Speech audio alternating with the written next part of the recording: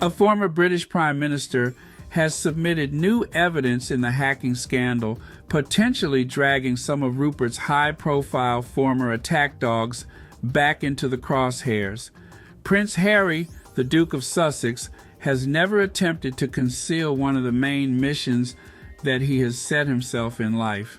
In his memoir, Spare, he described discussing with his father, then Prince Charles, and his brother Prince William, his legal actions against the British tabloids. I'd soon prove that the press were more than liars. I said that they were lawbreakers. I was going to see some of them thrown into jail. It wasn't about me, it was a matter of public interest. That conversation took place in April 2021, just hours after the funeral of Harry's grandfather, Prince Philip. Now Harry's mission is nearing conclusion.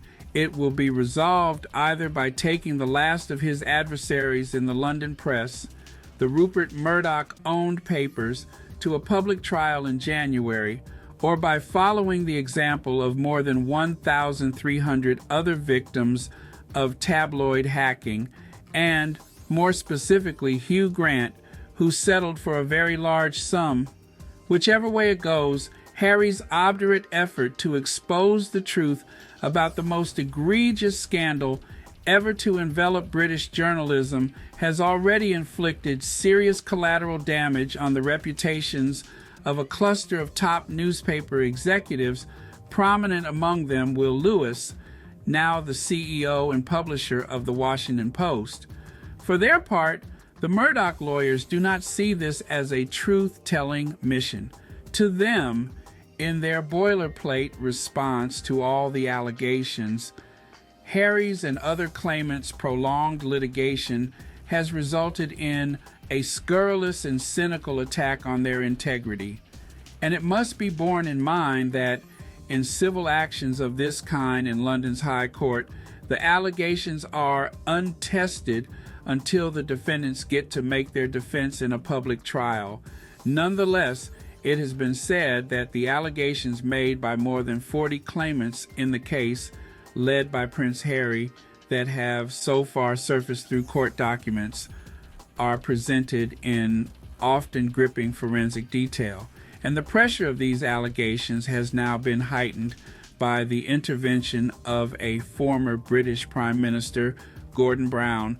His move underlines the fact that the most damning allegations are not about the scale of the newsroom-directed hacking itself, but about measures allegedly taken by Murdoch executives in 2010 and 2011 to destroy a trove of incriminating emails and computer hard drives, as Brown himself put it, writing in The Guardian. While Lewis has always claimed he was Mr. Cleanup, these new allegations point to a cover-up. The destroyed emails were likely to have revealed much more of news groups' intrusion into the private lives of thousands of innocent people. Lewis has consistently denied any wrongdoing and has a stated policy of not commenting on the matter. He was appointed general manager of the Murdoch newspapers in London in September 2010. Per The Guardian, the Murdoch Group claims the emails were deleted for commercial, IT, and practical reasons. The company has denied this was part of a cover-up. Brown claimed that hackers had reverse-engineered his phone number, faked his voice to secure personal information from his lawyer, paid an investigator to break into the police national computer searching for personal information about him, and accessed his medical records. In his Guardian column, Brown wrote that after he passed to police new evidence to support these allegations, Scotland Yard assigned a special inquiry team, part of its Central Specialist Crime Command, to review the material to determine if there are grounds for criminal prosecution. A spokesperson for News UK, the current corporate entity for the Murdoch papers, said, "The evidence Mr. Brown refers to is not new and has already been the subject of considerable scrutiny, including a lengthy and extensive police investigation from 2011-2015 and at a criminal trial. His assertion is highly partial and quite simply wrong. In fact, Brown's move was spurred by new revelations about the scale and duration of operations allegedly carried out on behalf of the Murdoch organization by a swarm of private investigators. The most intrusive hacking by the tabloids was outsourced to PIs, and the new allegations go beyond anything previously known. Crucially, they detail PI operations continuing until 2012, 3 years after the exposure of industrialized hacking by Murdoch's Sunday tabloid, The News of the World.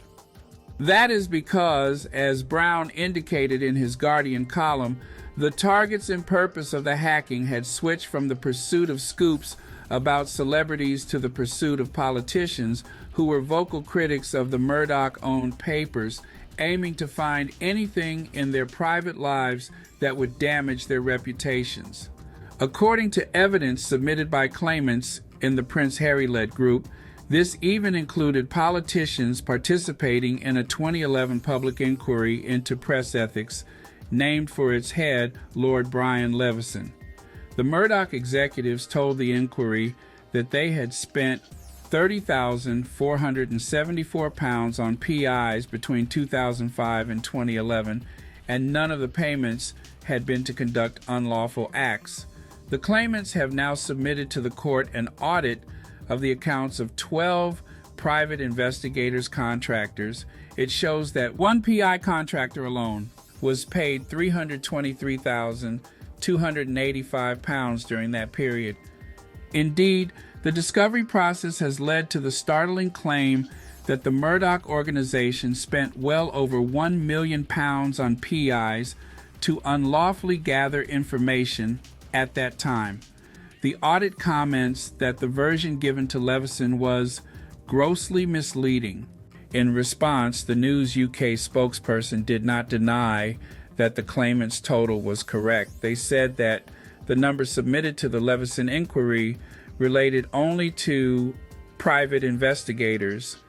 This excluded inquiry or search agents defined as individuals or agencies that check publicly available records and databases, and that the figure cited by claimants includes both. This was clearly defined within our correspondence, and the parameters and limitations of the exercise were made clear to the Levison inquiry and are not misleading. If this was so, the Murdoch papers spent a great deal of money hiring private investigators to do searches normally done by journalists. As a result of these far broader new allegations, a person familiar with those involved tells me that Brown is likely to be followed by at least 2 other prominent politicians in pressing Scotland Yard to consolidate the case for a criminal prosecution, which could follow even if Harry were to accept a settlement and there was no trial. One focus of that new review is bound to be the chain of command at Wapping, the base of the Murdoch newspaper operations in the former Docklands of East London. Although Lewis has so far taken the heat for the cover-up allegations, he did, after all, report to Rebekah Brooks, who was then CEO of News International. She, in turn, reported to James Murdoch, Rupert's younger son, then executive chairman of the newspaper group. James quit the family business in 2020, citing disagreements over editorial content and other strategic decisions. A spokesperson for him did not respond to questions about his role in 2010 to 2011. Brooks had previously been the editor of both The News of the World and The Sun. Prince Harry's lawyers describe her in somewhat Orwellian terms as a controlling mind of the newspapers. With her cascade of red twirling hair and pale, fine-boned face, she resembles a frail, pre-Raphaelite figure. But there is nothing frail about her. She rose to the top in a swamp of misogynistic newsroom thugs and was an unrelenting attack dog in defense of the Murdoch machine. And of any single person to Prince Harry, she is the epitome of everything that animates his assault on the tabloids. In Spare, he said of her, "She was hunting the spare straight out and making no apologies for it. She wouldn't stop until my balls were nailed to her office wall. Now, the threat of a trial feels like the final showdown between them. Everything that would spill into public view in a trial would tell another story. That years of discovery in a civil case has uncovered far more than the police investigation that led to the only criminal trial resulting from the hacking in 2014, when Brooks was found not guilty of a charge to pervert the course of justice. As things stand, the new Scotland Yard review of that evidence would likely not be completed before the scheduled January trial. A source with knowledge of evidence uncovered in recent discovery told me that there were thousands of pages of witness statements not yet disclosed in court papers that would greatly assist the police investigation. Prince Harry's prominence and his financial resources have powered up this fourth and final wave of litigation by victims of hacking.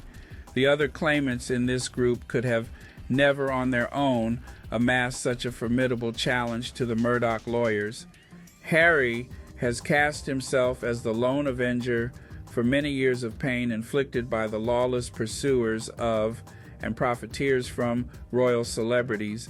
Although he believes he is acting in the public interest, this is not to be confused with the palace interest, in which he is certainly at odds with his father, the king.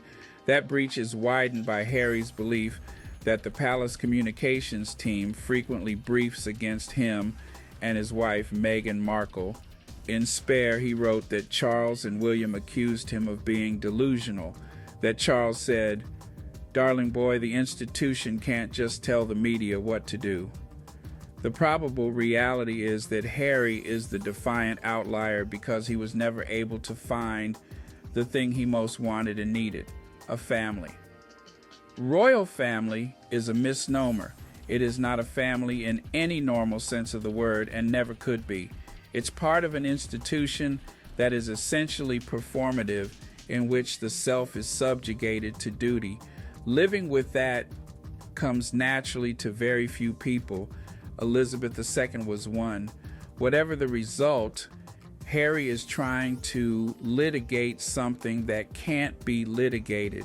A victory in court against Murdoch would be a famous one, but it would not change the fundamental animus against Harry in the trinity of London tabloids: the Daily Mail, the Daily Mirror, and, most repugnant of all, the sui generis of the form, the Sun. Harry is the most unsettling force ever to break from the disciplines of the institution he was born into, even more so than his mother, Princess Diana, who provided the closest he ever got to knowing what a real family meant.